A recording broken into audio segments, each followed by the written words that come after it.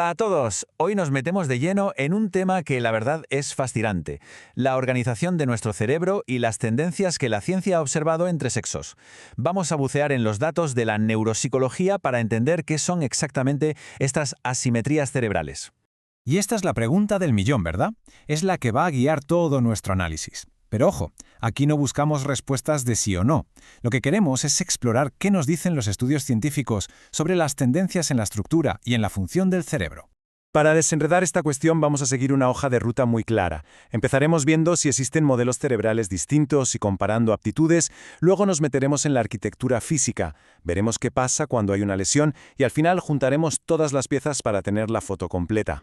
Muy bien, pues vamos al lío. Lo primero y más importante, algo que hay que dejar clarísimo desde ya. Todo lo que vamos a comentar se basa en promedios y tendencias que se observan en grupos muy grandes de población. No son, para nada, reglas absolutas que se apliquen a cada persona. Una de las primeras áreas que se estudiaron a fondo es la de las aptitudes cognitivas. Y aquí la ciencia sí que ha encontrado patrones bastante consistentes en dos grandes campos. Por un lado lo verbal y por otro lo espacial. Vamos a ver qué dicen los datos. Aquí lo tenemos. El panorama general. Por un lado, se observa esa tendencia en las mujeres a sacar en promedio mejores puntuaciones en pruebas de lenguaje.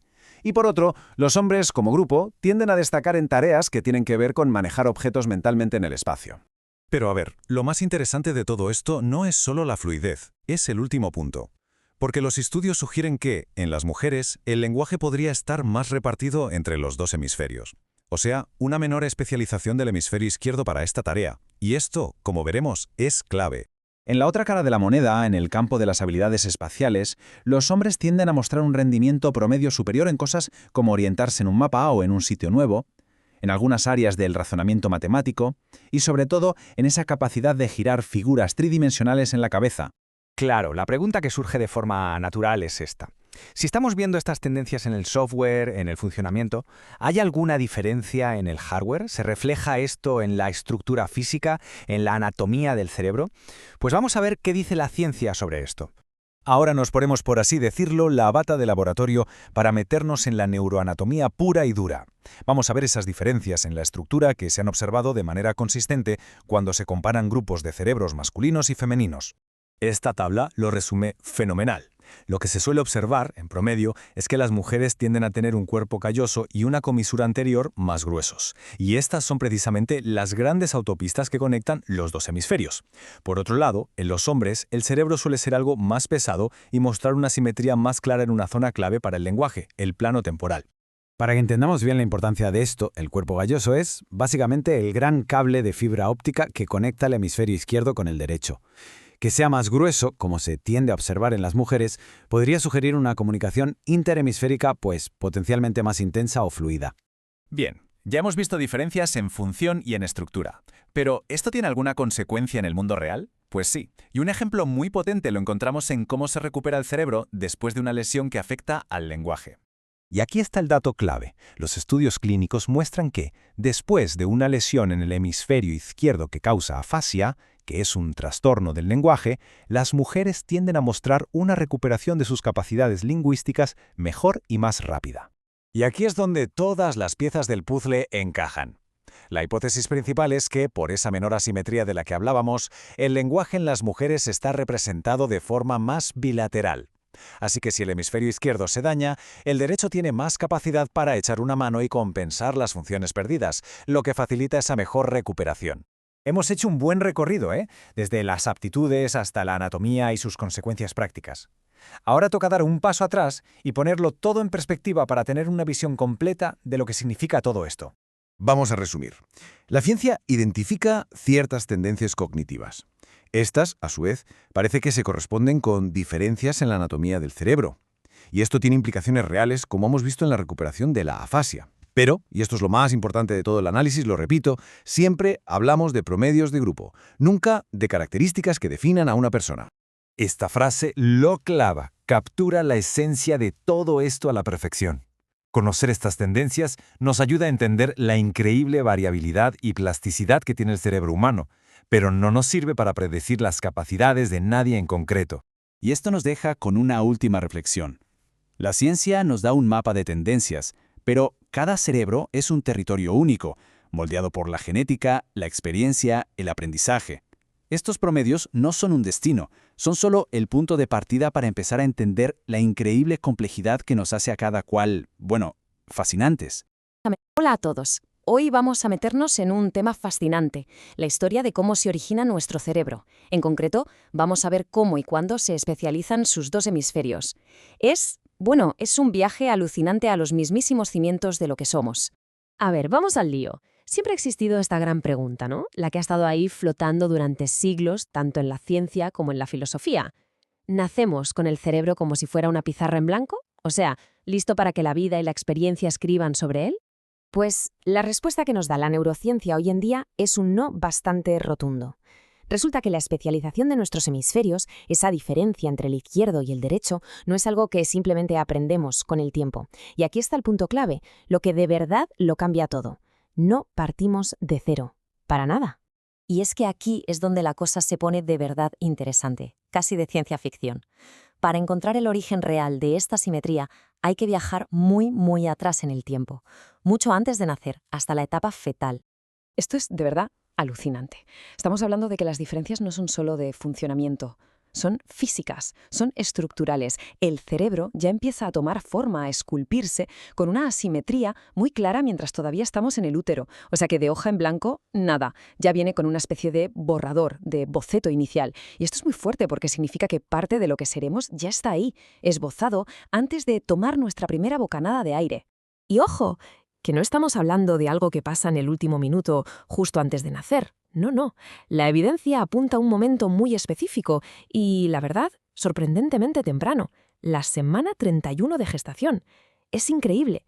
En ese momento, el plan maestro de nuestro cerebro ya está, por así decirlo, poniendo las cartas sobre la mesa.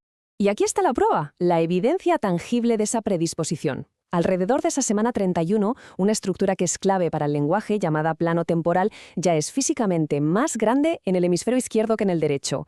Esto no es un detalle sin más, es la base biológica de una de las habilidades que más nos define como humanos. Y ya está ahí, formándose, meses antes de que nazcamos.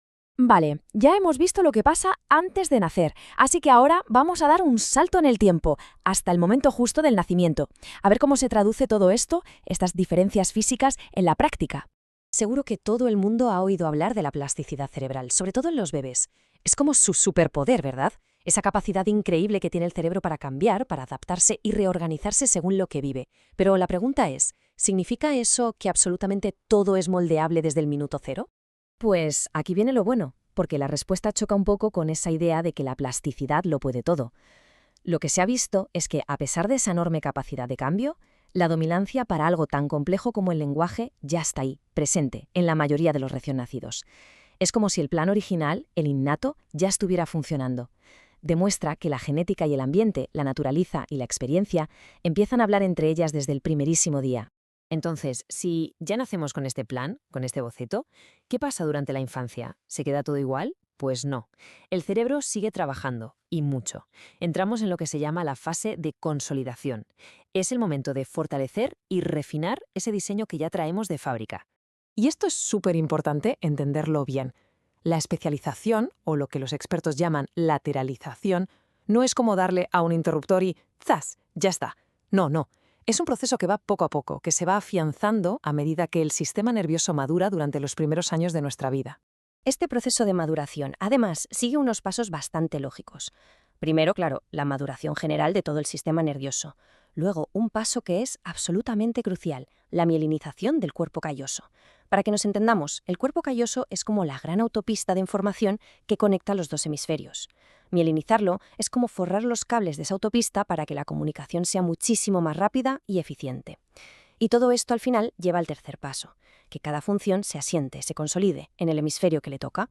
Así que, después de todo este viaje, desde la etapa fetal hasta la infancia, la conclusión a la que llegamos es muy potente y muy clara. La simetría de nuestro cerebro, esa característica que es tan fundamental, es en gran parte innata.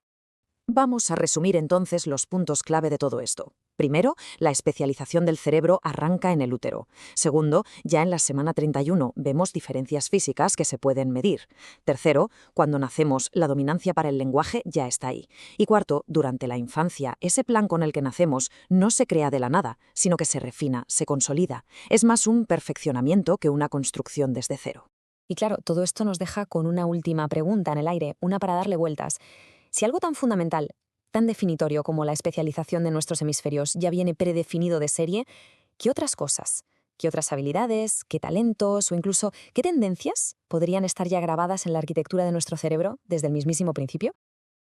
A ver, durante siglos hemos tenido una idea muy clara sobre qué nos hace únicos como especie. Bueno, pues hoy vamos a poner esa idea a prueba.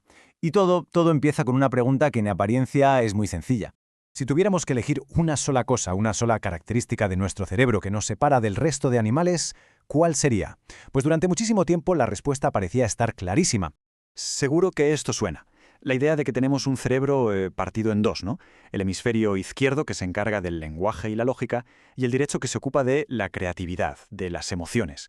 Pues bien, esta especialización, esta asimetría, se consideraba el sello de la casa, lo que nos hacía humanos. Pero, ¿es esto realmente así? Vamos a meternos a fondo para desmontar esta vieja creencia y ver qué nos dice la ciencia hoy en día. Y es que, como pasa muchas veces, cuando nos ponemos a mirar la naturaleza con un poco más de detalle, la historia se vuelve mucho, pero que mucho más interesante. Y esa exclusividad que nos habíamos puesto, como que se empieza a desvanecer. Porque resulta que el reino animal guardaba un secreto. Bueno, un secreto a voces. Lo de la asimetría cerebral no es, ni de lejos, algo solo nuestro. Esta afirmación, que sale directamente de la investigación, lo cambia todo. Lo que creíamos que nos definía, que era nuestro rasgo único, en realidad es una característica súper compartida. Entonces, la pregunta clave es, ¿dónde más la vemos? Vale, pues vamos a ver las pruebas. Vamos a hacer un pequeño tour por el reino animal para ver cómo se manifiesta este fenómeno. Podríamos pensar que su cerebro es más simple, pero la verdad es que es un ejemplo perfecto y bastante sorprendente de cómo funciona la especialización de los hemisferios.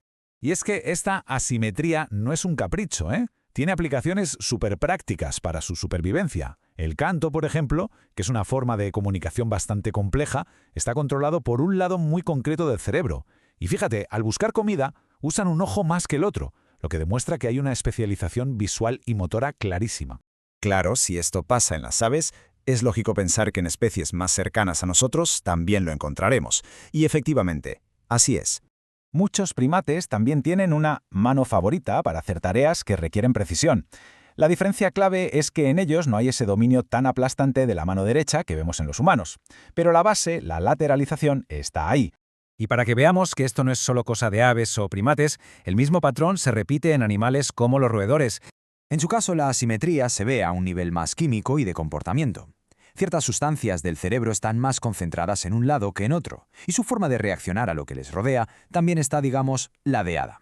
Y todo esto nos lleva a la pregunta del millón. Si tantísimos animales tienen cerebros asimétricos, ¿por qué? O sea, ¿qué ventaja evolutiva tiene este diseño? Pues la respuesta no tiene que ver con la complejidad, sino con algo mucho más básico y universal, la eficiencia. Esta especialización, o lateralización, tiene un objetivo clarísimo, que se resume en una palabra: optimizar. La naturaleza no malgasta recursos, y el cerebro, que es el órgano que más energía consume, menos todavía. Vamos a imaginarlo por un momento. Un cerebro donde los dos hemisferios intentan hacer lo mismo a la vez. Sería un caos, como tener a dos pilotos discutiendo por el mismo volante. Un gasto de recursos inútil. En cambio, en un cerebro eficiente se divide el trabajo. Cada hemisferio se encarga de unas tareas y el otro de otras. Así no se pisan, no hay interferencias y al final todo va más rápido y con menos fallos. Tan simple como eso. Es una solución súper elegante de la evolución para no derrochar ni espacio ni energía.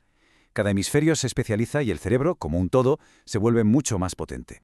Y con esto llegamos a la gran conclusión de este análisis. La idea de que el cerebro asimétrico es algo exclusivo del ser humano, pues se cae por su propio peso. No inventamos nosotros este diseño cerebral. Lo que hemos hecho es heredar y, quizá llevar a otro nivel una estrategia evolutiva que ya era muy antigua y tenía mucho éxito. La asimetría del cerebro es la norma, no la excepción. Es un diseño básico que comparten una cantidad enorme de especies. Y claro, este descubrimiento nos obliga a replantearnos un poco nuestro lugar y a reconocer que tenemos una conexión con otros animales mucho más profunda de lo que pensábamos. Lo que nos deja con una pregunta final, que quizás sea la más importante. Si este diseño fundamental del cerebro es un plano compartido por casi todo el reino animal, entonces, ¿qué es lo que de verdad nos hace únicos? Quizá la respuesta no esté en el qué tenemos, sino en el cómo lo usamos.